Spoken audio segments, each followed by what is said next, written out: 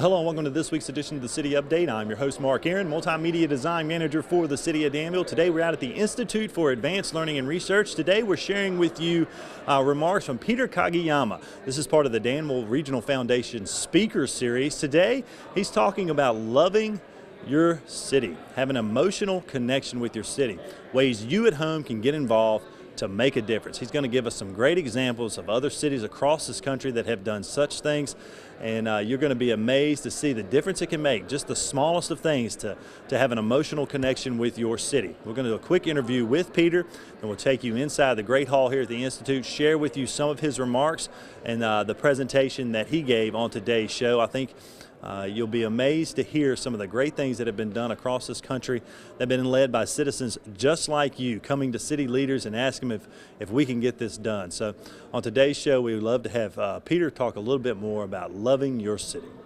So glad to have you here in the city of Danville, the Danville Regional Foundation, the Chamber of Commerce, bringing you here to the city as part of their speaker series. But on today's show, I do want to talk to you a little bit about how we can get our viewers at home to love their city or fall back in love with their city, and show some snippets from your talk today. You gave about an hour talk, and you're also going to do a workshop a little later with about 100 of our citizens. But first of all, welcome to the city of Danville, and it was a great message you gave. And I want to talk a little bit about how our citizens at home can get back in love with their community, and tell me a little bit about some of the first steps they can do that. Yeah. Well, the first thing is to recognize that you are in a relationship with your place. And I bet most people who's watching this have probably not thought about it as a relationship. We tend to think about it sort of like, what can the city do for us? But recognizing that, you know, if you're in this relationship, a relationship is a two-way street. So it has to be, what can you as a citizen maybe do for your city as well? And that sort of puts a different sort of spin on this. And then when you start thinking about that, you realize, well, maybe what can I do? I'm just one citizen. But what I talk about is the small thing, the little gesture. Sometimes the creative thing, the fun thing that we think, well, is that city building? Is that little community garden? Is a little dog park? Is a backyard festival that we do? Is that city building? Yeah, it absolutely can be, and it adds to the mix. You know, citizens are not necessarily going to go out and build bridges and fix roads, but what they can do are some of these small things, these little gestures that remind us of why we love a place and why we get excited about them. And you refer to those little gestures as love notes. Can you give us an example or two of those? We're actually going to hear about a few of those, but the one in Grand Rapids, Michigan really stands out to me with the lip singing of a popular song, and you got 5,000 citizens involved. Yeah, I mean, some love notes are very big, like the Grand Rapids Lip Dub, which was this community response to being declared a dying city by Newsweek magazine. And they organized and they did this fantastic song, lip dub of lip syncing to this song, American Pie. It was like 9.5 minutes long. So that's a big love note. Hard to do. 5,000 people, you know, that's hard to do. But love notes can be as simple as, I understand, there's like these little rocks that have been spotted around your community. People, citizens have hand-painted some of these rocks with little messages on them. So, and then once they've been out there for a while, they come back and they move them to other places around town. I think that's a love note. So yeah, that is a love note, because when somebody sees that, they smile and they go, oh, that's kind of cool. And it's that little moment that you're trying to achieve. Love notes, yeah. And you talk a lot about having fun in the community, playing in the community, and I know we have a quality of life here in the Dan River region is top notch, and we really pride ourselves on being a fun and playful city. Talk to us a little bit about why that's so important. Yeah, fun is highly undervalued. I mean, I think we understand it, you know, and we spend a lot of time and energy and money in chasing and pursuing fun, but we tend to sort of subsume that when we start talking about our cities, because, well, I think, well, this is serious work. And I'm not saying that city building is not serious work, but it doesn't have to all be serious work. That allowing ourselves that latitude to have fun in this process opens up a whole other realm of conversation there. And if more of our citizens believe that city building could actually be fun, that they were allowed to pursue some of the projects that amuse them, that are their passion, they might actually get more involved in this process. And that's exactly what we want to have happen. And talking about getting involved, you kind of break the status quo. It doesn't have, rules maybe are meant to be broken, maybe. Yeah, as I point out, I'm an attorney by training, Yeah. and in law school they teach you about there's the letter of the law and there's the spirit of the law, and in between the two there is this tension that allows the law to evolve. Right. Well, our cities, of course, have rules and regulations and code, and that's fine, but to live strictly by those, I think, is not necessarily a healthy kind of thing. It's like sometimes you need people to challenge, like, well, why do we do it this way? Well, just because we've always done it that way doesn't mean that's the best reason to continue to do it. Right. And sometimes, pressing those the boundaries, maybe even occasionally stepping over those boundaries and breaking some of those rules, they allow us to get to a different place. And if we want to see change happen, if we want to get to that better city that we can envision, maybe our rules and our code were written for a time 50, 60, 70 years ago that doesn't envision the city that we currently live in. And somebody's got to step up and say, you know what, I got to point this out. Right. And speaking of stepping up, anybody can do that, right? Yeah. I mean, you have the power to do that. Any citizen watching this today has the power to do that. Absolutely. Again, this is a relationship. It can't just be about what the city's going to do for you. It's going to be what you're going to do for the city as well. Great message. And Peter, I know you have a couple of books that you have authored. You're here today actually giving a workshop to, as I mentioned, about 100 of the citizens.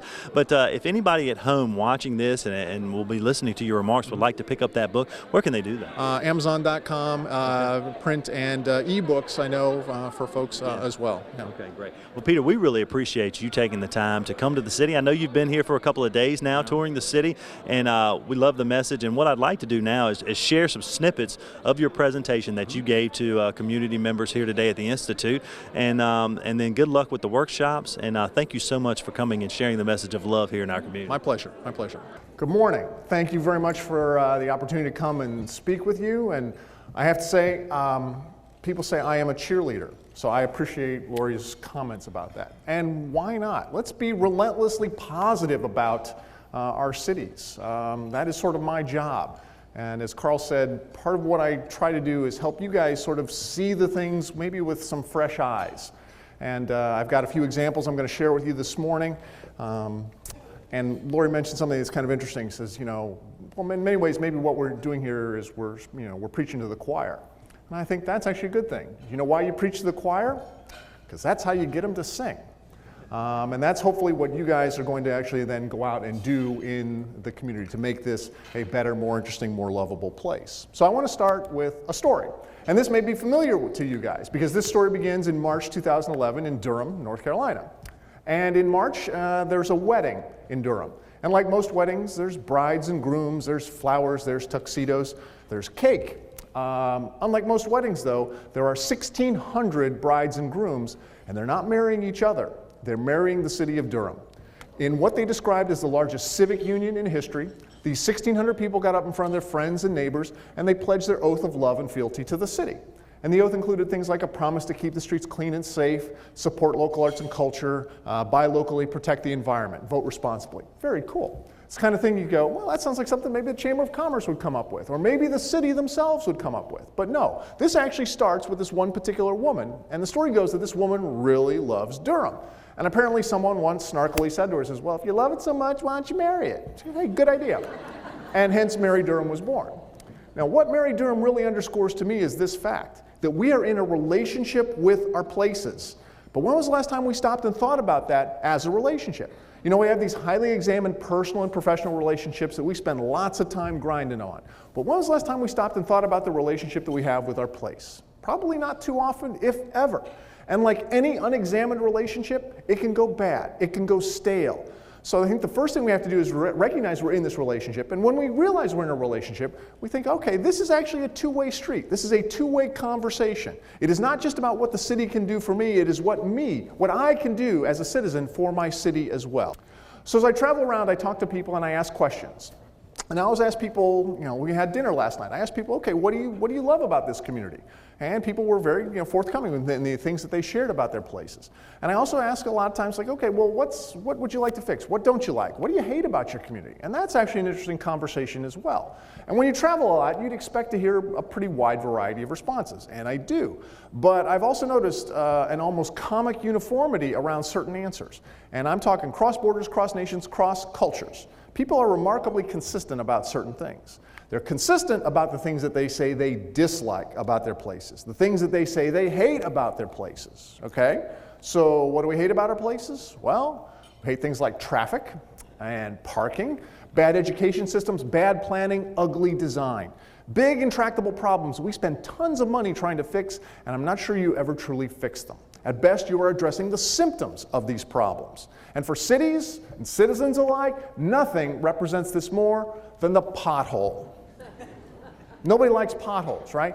We as citizens complain to the city eventually gets around to fixing the potholes. And for most citizens, this is the nature of their relationship with their city. Complain about the pothole, city eventually fixes the pothole. I can tell you this, we could fix every pothole in the city, we could fix every pothole in the county, and we, the collective citizens, would yawn, stretch, and say, yeah, thanks, roads don't suck quite so bad. There is no love for fixing potholes. There is no emotional return on investment for fixing potholes. This is not to say we're going to, cut the city some slack and let them stop fixing the potholes. No, but I think we can agree that maybe we should be aspiring to something more. And here's the tricky part. Our citizens know to ask for the city to fix the potholes, right? That's a pretty obvious pain point. There's a hole in the road, my car's going to fall into it, somebody needs to fix this, right? So we know to ask for to fix the potholes. Our citizens don't necessarily know to ask for other things, like how to ask for beauty and art and great design. That is not necessarily in their lexicon. So we as leaders in a community, as thought leaders in a community, we have to recognize that even though most of our citizens, all they're asking for is the bare minimum, hey, fix the potholes, that at heart we know they want something else. And once they have it, they go, how did I ever live without this? Yeah, that is a good moment. So again, we need to be out in front of this and be asking these questions. Where's the fun is a perfectly legitimate question that we need to be asking a whole heck of a lot more in the context of better city making. Now, think about this. We've all been in those awful meetings when we're down there in the weeds with our team, with our company, with our group. We're wrestling with some big, hairy problem. Those meetings suck. No two ways about it. Maybe some of you are off to that meeting this afternoon. I apologize. I'm sorry to bring that up. But maybe the next time you find yourself in that meeting, it'd be interesting if you raise your hand and say, okay, I see what we're doing here, but I got to ask, where's the fun? Because when you ask that question, you're changing the dynamic in the room and the way people are thinking about the problem. You'll ask, where's the fun? Someone might actually look up from their computer, and they might look to the horizon and smile wistfully and go, yeah, where is the fun? And in that moment, you've opened up the door to the possibility of something beyond a merely technically sufficient solution. Management wants it to be fun. How about if I try this? I don't know what this is today. You don't have to know what this is today, but maybe someone who's a little closer to delivering that solution, a little further down the road, they might have a pretty good idea what this could be in the context of that particular project. And that's a fantastic thing. Again, you're looking for something beyond the merely technically sufficient. Fun. How cool would that be? And again, this requires a different mindset. And again, asking some different questions. And where's the fun? It's a fantastic question that I would encourage you all to keep asking in the context not only of your businesses, but certainly in the context of our cities as well. We get very focused on the serious stuff. And I'm fine with that. And I understand that city building, most part, people think this is all serious work. But it's not. It doesn't all have to be serious work. In fact, it probably shouldn't all be serious work. That allowing ourselves to have these emotional responses, and one of the most important emotional responses we're going to have is this idea of fun. All right, so the things that we do love about our places, the things that I've discovered over and over again in talking to people, they tend to be small things. Intimate things, personal things. And in my book, I liken them to the idea of a handwritten note that goes with the gift, a love note, if you will. And guys, I bet we've learned this lesson. At some point in our life, we gave a gift to our significant other and we forgot to give a note or a card with that gift, right? That's a mistake. And we felt that because that card, that note says something. It says we took a moment, we made it personal, we made it special, we made this emotional connection, and that little note had a pretty outsized impact on the way they felt about the gift, and by extension, the way they felt about us, right? Small thing, outsized impact. Well, these love notes are things that cities will give to their citizens, and if cities are very lucky, citizens might actually be inclined to give back to their cities as well. And I have a few examples here. How many of you folks have been back and visited New York City since they made Times Square a pedestrian-only zone in the last few years? It is an amazing transformation of that space. In the past, when you went to Times Square, the one thing you wanted to do was stop and look around. But you really couldn't do that the way Times Square was previously designed. Because if you stopped on the sidewalk, you're going to get run over by a herd of New Yorkers, right? If you took one step off the curb, you're going to get run over by a cab. Take your pick. Okay, so a few years ago, they did the extraordinary thing of pushing all the cars to the periphery. They brought in seating, they brought in Wi-Fi, and they turned Times Square into the ultimate place to people watch. Fantastic. Now, the guy who runs the Times Square Business Alliance told me something even more interesting. He said in the last few years, locals have started to come back to Times Square. In the past, a local New Yorker would not have been caught dead in Times Square, because that's where all you tourists were, blocking traffic, taking pictures, right? But now, because there's seating and Wi-Fi, ultimate place to people watch, and by the way, it's also become a pretty amazing performance venue as well, locals have started to come back to Times Square.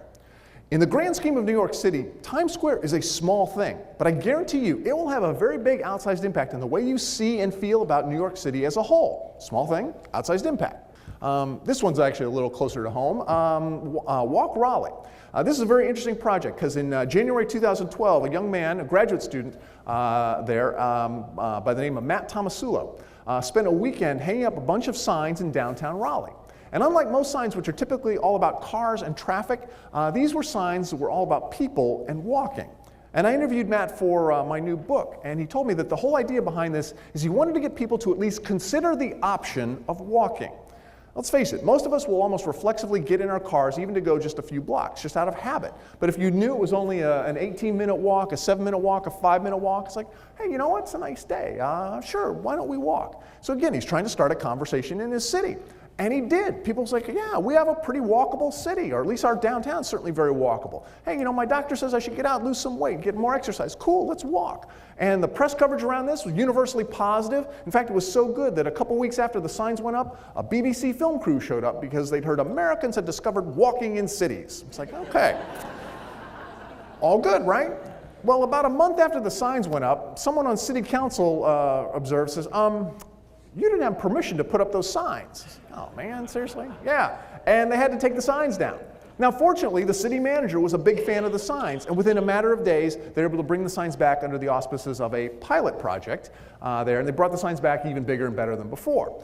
Now, what this project really underscores to me is another fundamental fact, which is that sometimes you gotta break the rules in order to get to the place you actually know you want to be. Now, I'm a lawyer by training. One of the things I remember from law school is there's the letter of the law and there's the spirit of the law, right? And in between the two, there's a tension. And in that tension, the law evolves. Well, in our cities, of course, there's the rules and the code, but then there's the goal. And the goal should be a better, more interesting, more lovable city. Well, sometimes the rules and regulations don't allow us to get there, or they don't allow us to get there in the most expeditious way possible. And sometimes you need somebody who's willing to step outside the system to help unjam the system to, again, get us to the place we know we actually want to be.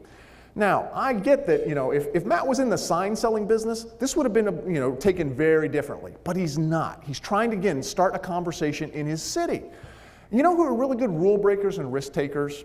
Young people and artists. Young people will run through that metaphorical wall and leave a person-sized outline as they go through it, and that is a beautiful, beautiful thing, right? Most of us, we've run through enough walls, we know it hurts and we're a little reluctant to do it anymore. But those young people, God bless them, they have that energy and that enthusiasm, go for it. And artists will often take on authority just because they're artists. And you know, that's actually a wonderful thing too. So these folks are providing in their own way. This is a public service. The challenging the notions of why we do things, just because we've always done it that way, is not necessarily the best reason to continue to do things that way. So sometimes you need these people who are willing, again, to challenge our notions of how we do things. And a little footnote to this. This is an interesting thing. Matt Tomasulo is now running for Raleigh City Council. There. So again, he's sort of come full circle. So I suspect that, you know, if he wins, I hope that maybe he is a little more tolerant of those risk takers there, maybe when he sits on the other side of that equation. And as far as love notes go, I thought this was actually pretty cool. I understand there's a whole series of rocks that have been painted and being placed all around the community. Any folks seen some of these rocks as they've been wandering about? A few. Maybe now you start looking for them and realize that this was actually some of your fellow citizens wanting to sort of share a little message there. It's like hashtag Danville rocks. Something that simple absolutely says something. And when you see that and you go, wow, somebody cares, that's a nice moment. That is very much a love note. Play. Play is pretty important. In fact, I think play is sort of central to our relationships with other people. You know, think about those unstructured, unplanned moments when you're hanging out with your friends and your family just at play. Those are like the bedrock of your relationship with other people. Well, if we're in this relationship with our cities, we need an opportunity to play with our cities as well. And certainly public art is one of those fantastic ways where play can actually happen. So my wife, Michelle, and I were in Anchorage, Alaska. This would be about 4 Februaries ago. And we found this little downtown park, and this is sort of the remnants of their holiday ice sculptures. Obviously still quite cold in February in Anchorage. And so Michelle walks over here and she sits down on the caboose of this thing. And this little girl in yellow walked up to her and goes, "Hey, you're in my spot." And so we had to move. And when we moved, we found this.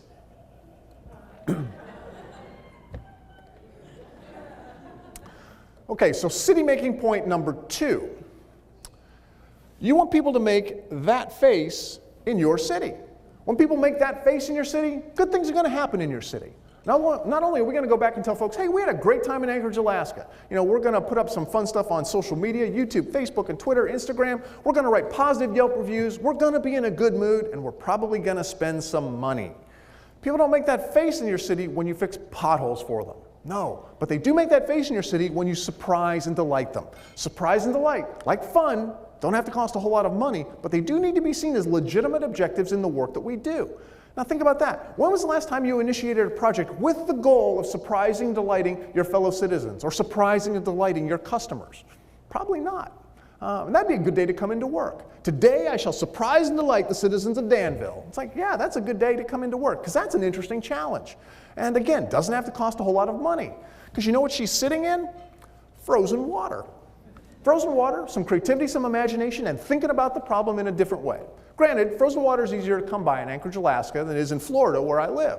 Nonetheless, there's always something lying around that if we thought about that in a different way, we go, we could do something interesting with that. So again, surprise and delight. And if you see the world through that lens, if it is all about the purely financial accounting of things, then you can always justify not doing something by saying, you know what, we could always use that money to fix more potholes. And that is technically true. But again, I don't necessarily think that's the lens with which we actually want to see our cities. Because if that is the way if that is the way you believe cities need to be run, then you will not allow for anything like beauty and art and great design. Because that lives in another area. Those things have a value beyond the purely financial. And I think we intuitively, we understand that. So there's people who want to hold our community's feet to the fire about the cost. And I sometimes think that those people who seem to know the cost of everything, they seem to understand the value of nothing. Because again, things have a value beyond the purely financial. And if we want to live in a city that it has room for beauty and art and great design and big blue bears, we have to be willing to fight for that value. And if folks really want to get into it, well, let's talk about the cost of ugly. Let's talk about the cost of boring. I don't think this is an ugly or a boring community at all. I've seen some really wonderful things here just in the 2 days I've been here now. I think this is obviously something that you guys have embraced. And this is, again, I think intuitively our citizens, even the most fiscally conservative citizens, they don't want to live in that battleship gray community. So this is where we have to have this conversation. And we can win this argument. Again, things have a value beyond the purely financial. That notion of citizens wanting to do something positive for their community is a precious, precious thing. And we as the leaders in a community, we need to do everything in our power to not squelch that. And most of the time, cities don't squelch that out of any sort of sense of animus or anything like that. But no, cities, they're the bureaucracy. We're big, we're kind of clumsy. And we're not very good at dealing with projects that don't fit neatly into any particular box that we're used to dealing with. So let's at least recognize that. And maybe we have a little bit more sensitivity to that the next time. And maybe the next time you find yourself in a situation where you're in some sort of decision-making capacity, and there's somebody there who's got, doesn't seem to have all the polish, they don't have all the language, but man, they're excited about something. You might remember, hey, that guy Peter was talking about this stuff. Maybe you put your arm around and says, you know what, let's go talk in my office. I'm not sure what you're on about, but man, you're excited. Maybe we can figure out a way to make this happen. Because again, I think you want to nurture that notion of citizens wanting to do something positive for their community.